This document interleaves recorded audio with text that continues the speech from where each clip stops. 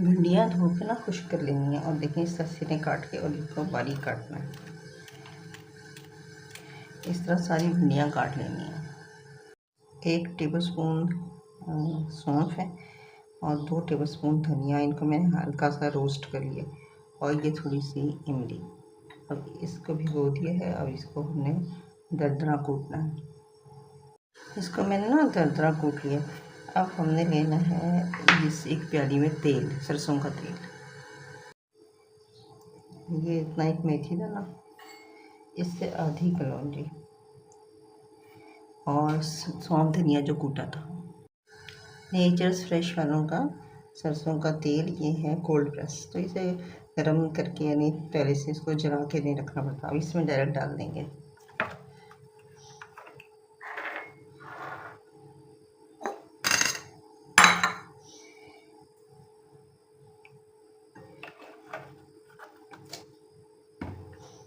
सौंफ धनिया,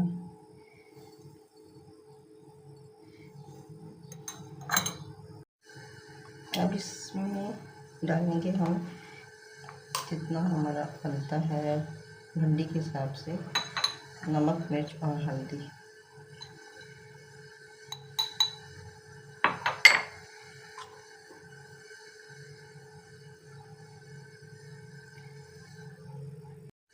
ये थोड़ी सी लाल मिर्चें साबित डलेंगी बाकी।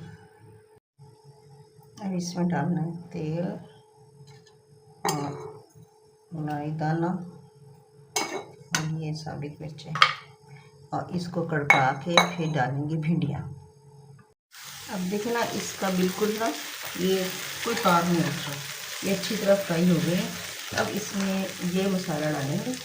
ये मसाला जो था मैंने पहले तेल में डाल दिया ताकि फूल दे।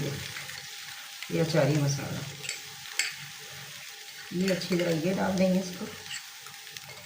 और ये जो इमली थी, इमली का रस निकाला था, ये डालेंगे।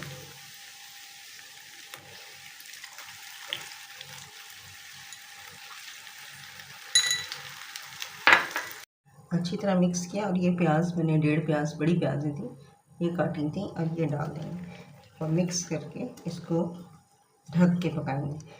अच्छा, नमक, मिर्च, खट्टा या मीठा, इन चीज़ों का कोई स्टैंडर्ड नहीं होता। जितना आपका दिल चाहता है, जितना आपका जायका है, जितना आपका टेस्ट है, उसके मुताबिक आपने इसको डालना होता।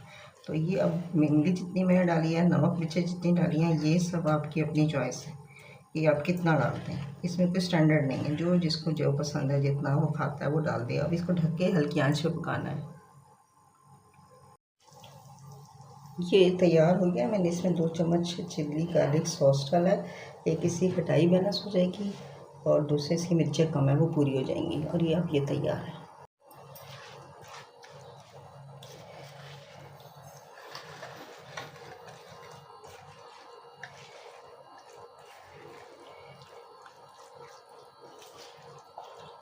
इसको ना 2 मिनट दम पे रखना है।